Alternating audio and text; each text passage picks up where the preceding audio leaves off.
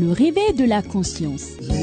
Le réveil de la conscience est une révélation du Seigneur à son serviteur l'apôtre Gilbert Chogbe de l'Église missionnaire du réveil mondial, Emirem, pour l'Église épouse de Jésus-Christ, afin de l'amener à se préparer pour l'enlèvement imminent.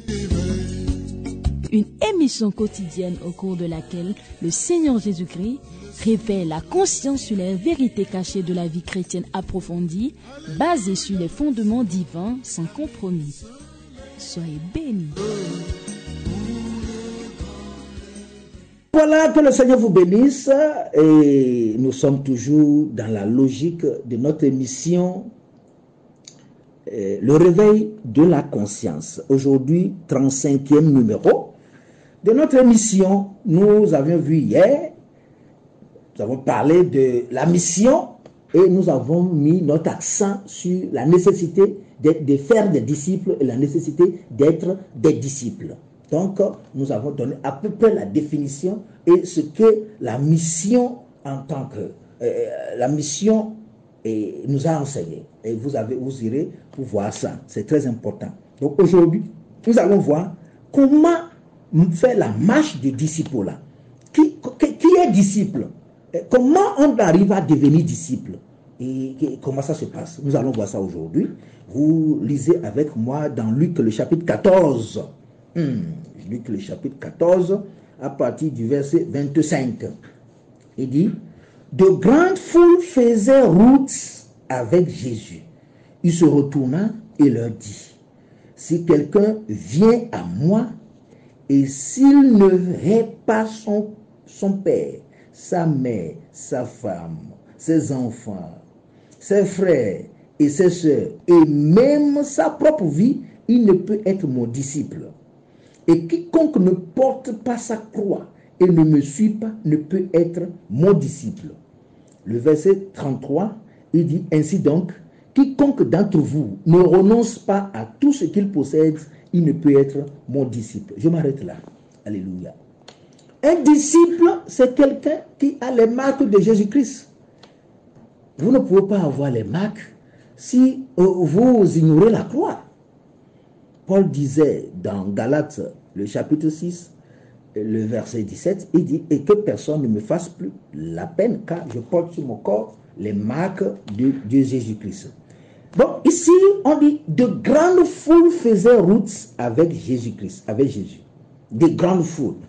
Si c'était toi et moi aujourd'hui, et que des grandes foules sont en train de nous suivre, nous allons juste les applaudir et fabriquer les pains pour eux, les miracles, et nous régaler, et puis bon, et faire beaucoup de quêtes, beaucoup d'offrandes, et organiser des ventes aux enchères, et puis des fêtes de moisson, et faire beaucoup de choses pour avoir beaucoup d'argent, et construire des cathédrales, et pour ça. Vous voyez, de grandes foules, de grandes foules. Tout ce que Jésus avait dans la tête, c'est de travailler pour qu'un jour, ceux qui le suivent puissent le voir.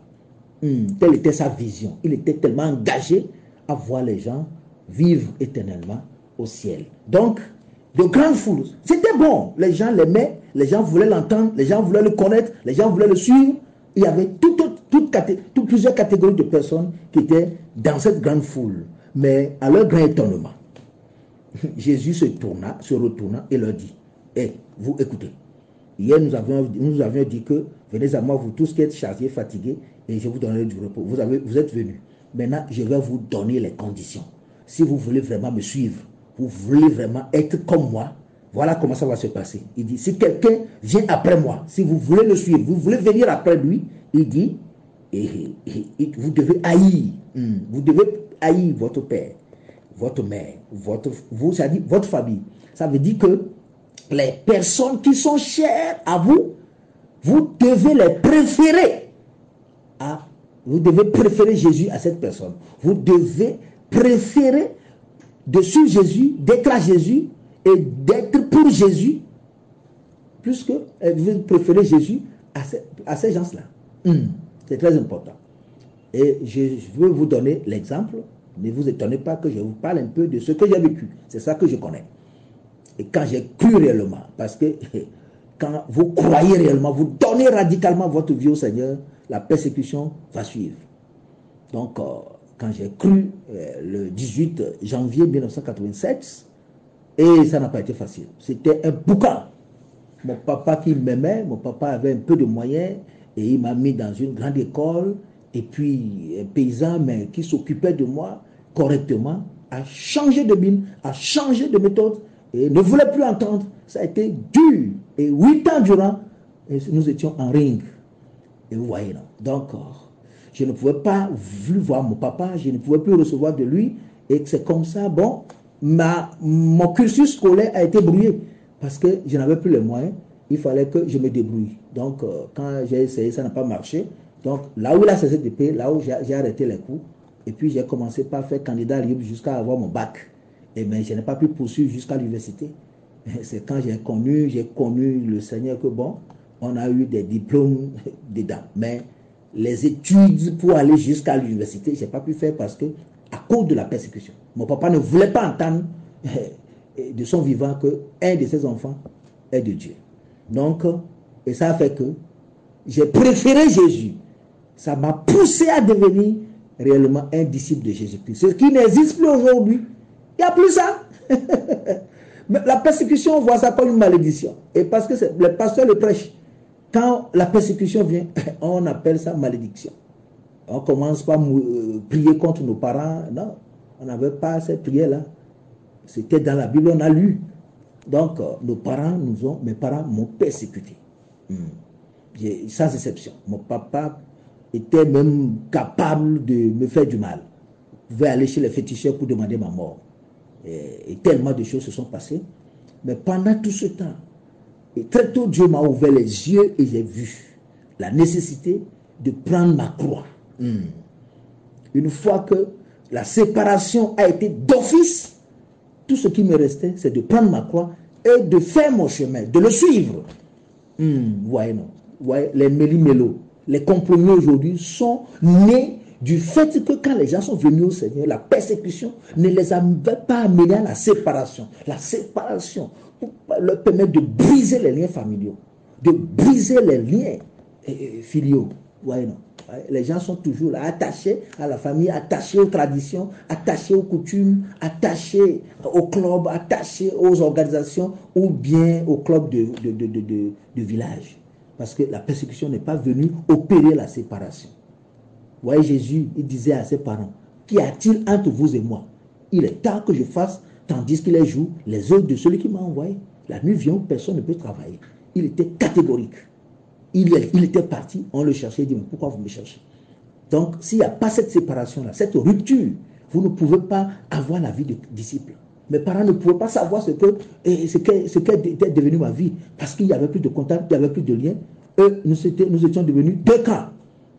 Si tu veux ce que nous faisons, tu reviens vers nous. Si tu refuses, nous ne voulons plus te voir. Alors là, j'ai choisi Jésus et j'ai consacré ma vie à cette cause-là. Et ça n'a pas été facile. Où est-ce que je devais trouver à manger dans cette grande ville de Lomé, de Cotonou? Qui devait me soutenir? Il n'y en avait pas. Aujourd'hui, juste un petit problème, les chrétiens se plaignent. C'est ça qui fait que votre foi n'a pas pu grandir. Quand est-ce que vous allez commencer par accepter les voies par lesquelles on doit suivre le Seigneur?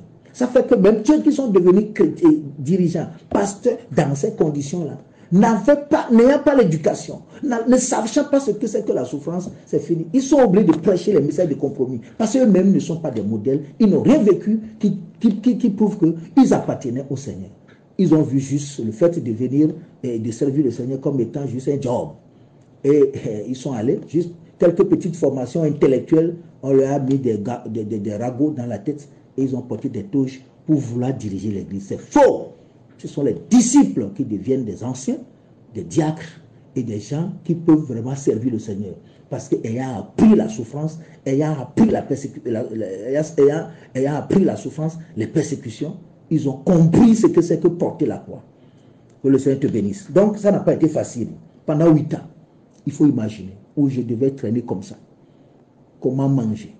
Mon maman n'avait pas le courage de m'envoyer la nourriture, parce que ça pouvait lui coûter son foyer. Et un fils de quelqu'un qui avait les moyens a commencé par courir partout pour faire des coups de maison. Et on me payait parfois 100 francs sur les 5 000 francs chaque mois. Et ça avait été tellement difficile. Je devais délayer même parfois Gary pendant presque 8 ans. C'est là où j'ai été forcé, après mon CAP, d'aller trouver un travail pour commencer par, pour soutenir mon engagement au Seigneur. Et gloire à Dieu, et je suis devenu un aide comptable en 92. Et c'est ça qui m'a aidé. Et c'est en travaillant que j'ai pu préparer mon baccalauréat série G2. Et ça a été comme ça, une histoire comme ça. Ouais, ça n'a pas été facile, mais j'ai appris.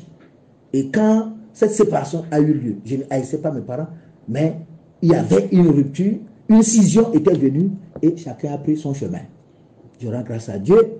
Plus tard, ils ont compris et j'étais devenu l'icône de la famille, mais ça n'a pas été facile. Dieu soit loué. Donc, et pour me marier et tout ça là, c'est le jour du mariage que mon papa est venu pour connaître ce que je suis devenu. Il regardait qu'il était comme un étranger.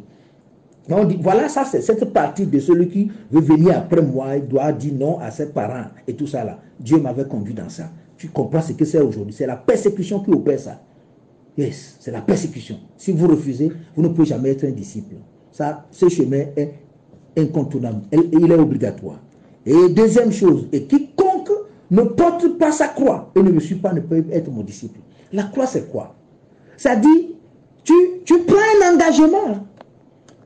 Quand la séparation a lieu, je ne pouvais plus être une personne à double langage, à double vie, à double décision, à double choix, vivant dans le doute. Non. Je sais que mon chemin là, il est unique. Le chemin étroit est tracé devant moi. Et directement, je devais consacrer ma vie au Seigneur et vivre sous un maître pour porter ma croix. Pour accepter ma décision, porter sa croix, accepter sa décision, accepter sa souffrance, accepter le chemin qui est difficile. J'ai accepté ça. J'ai accepté Jésus et j'ai abandonné mon papa. J'ai accepté Jésus et j'ai abandonné et mes parents, les bonnes choses. Mon papa m'avait promis la voiture, les terrains et tout ça.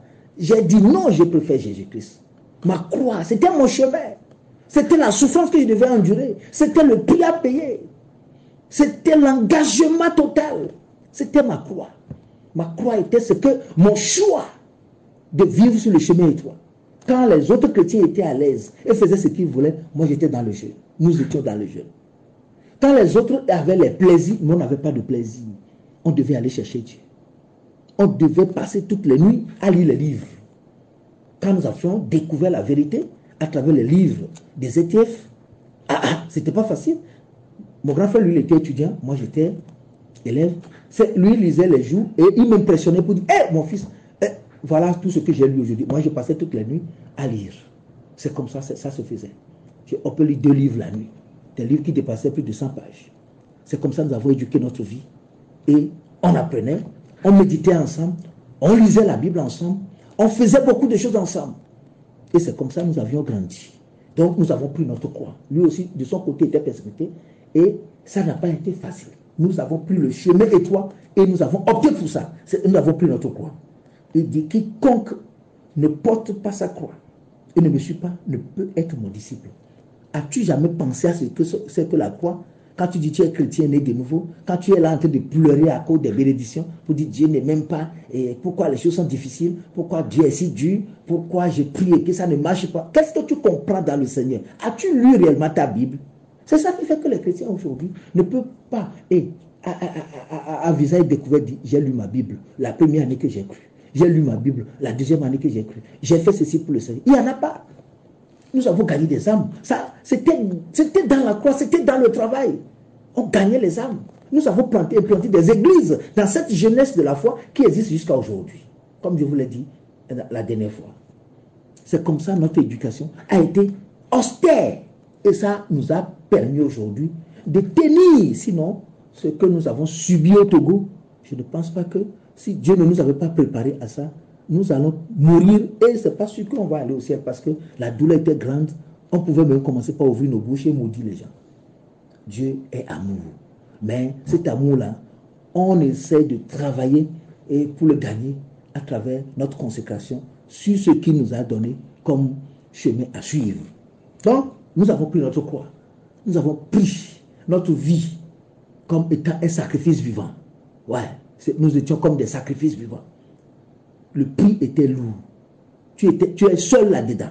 Parce que chacun prend sa croix. Chaque personne prend sa croix. J'ai pris ma croix, mon dirigeant a pris la croix, mais j'étais élève. Moi, je le suivais. Ouais. Or, tu ne pouvais pas aller quémander. On faisait tout pour s'en sortir. C'est cette éducation-là qui manque aujourd'hui.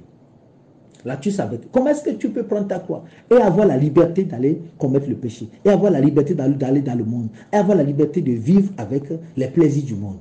C'est ça. C'est parce que les chrétiens sont à l'aise. Ils ne sont engagés à rien.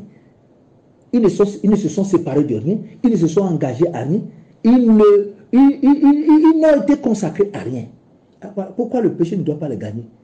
C'est horrible. Et c'est étourdi ça, d'écouter que quelqu'un est chrétien, diacre, pasteur, ceci et cela, et qui vit dans les péchés abominables. Que des mensonges se disent du haut du pupitre, que dans les chorales, c'est des groupes de copinage. Et vous voyez, et l'église est devenue juste une poubelle de haut niveau. Que le Seigneur nous aide. Donc, nous avons travaillé dans ça. Où est ta croix? Est-ce que tu peux en parler? As-tu un témoignage? La vie chrétienne se vit avec des preuves. Les preuves ne sont pas les miracles seulement. Ce que nous sommes est plus que ce que nous faisons. Ce que nous sommes, c'est ça notre vie. On nous appelle à être comme lui, à aller avant d'aller faire comme lui. Pour être comme lui, il faut que la croix fasse son travail. Il faut que la souffrance, les persécutions puissent laisser les marques sur toi. Oui. Parce que ce n'est pas facile de quitter un standing de prospérité pour se trouver dans une situation où tu dois chercher maintenant à pourvoir à tes besoins étant jeune. Quel âge nous avions à l'époque? Mais le Seigneur nous avait soutenus. Je ne sais pas si c'est une prédestination, mais il y avait une grâce qui nous accompagnait. Et la souffrance, et très tôt, nous y étions habitués. Ça n'a pas duré un jour, 2 jours. Ça, c'est les 8 ans là. Ça, c'est pour entrer dans la chose. Mais quand j'ai commencé la carrière chrétienne, il y a plus de 24 ans, il fallait voir ce que c'est. Ce que c'est au Togo. Ça n'a pas été facile.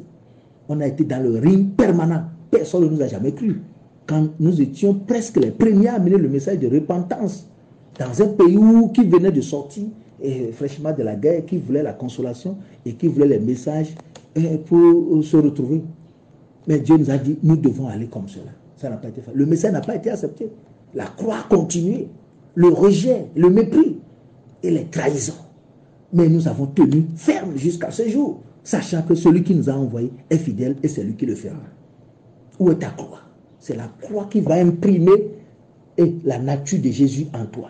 C'est la croix qui va imprimer, la croix par les souffrances, la discipline, qui vont imprimer en toi le caractère, la nature, la patience, la douceur, le travail dur, la diligence. Vous voyez, non? C'est la croix qui donne la marque de notre avenir, qui nous imprègne, c'est ça. C'est ça. Cette croix n'existe pas aujourd'hui. Vous devez prendre votre croix. Ça va vous coûter n'importe quelle chose. Donc, après que vous ayez pris votre croix, ça ne suffit pas. La croix va demander des choses. Parce que vous voulez devenir un disciple. Vous voulez être comme lui. De manière, quand on vous regarde, on voit Jésus à travers vous. Vous êtes son représentant. Vous êtes d'office ce qu'il est sur la terre. Vous le représentez par votre choix de le suivre jusqu'à Golgotha. Quand on va à Golgotha, on meurt. Et la croix va vous amener à mourir à votre moi, à mourir à l'orgueil. Trop de chrétiens orgueilleux, trop de pasteurs orgueilleux, trop de dirigeants orgueilleux. Comment est-ce que on peut être des putes et servir le Seigneur? Non.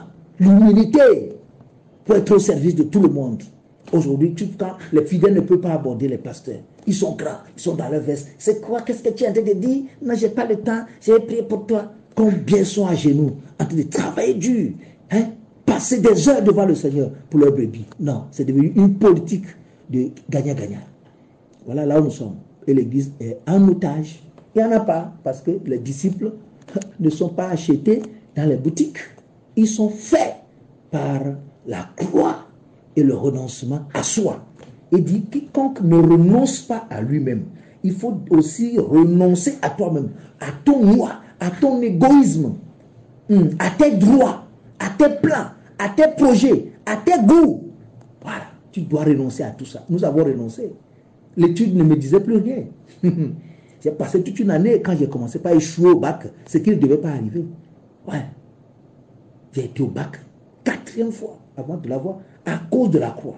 Parce qu'il n'y avait pas le soutien, je ne pouvais plus continuer l'école, je devais aller travailler pour venir une année tout entière. L'année où je devais avoir le bac, je n'avais pas ouvert mon cahier parce que je ne pouvais pas. Mais comme Dieu m'avait donné une capacité de comprendre un peu, c'est pour ça, et la grâce m'a conduit. Et à la 4e fois, j'ai réussi. 3e fois, j'ai échoué à la différence d'1 point. Tout ça là, ça fait partie.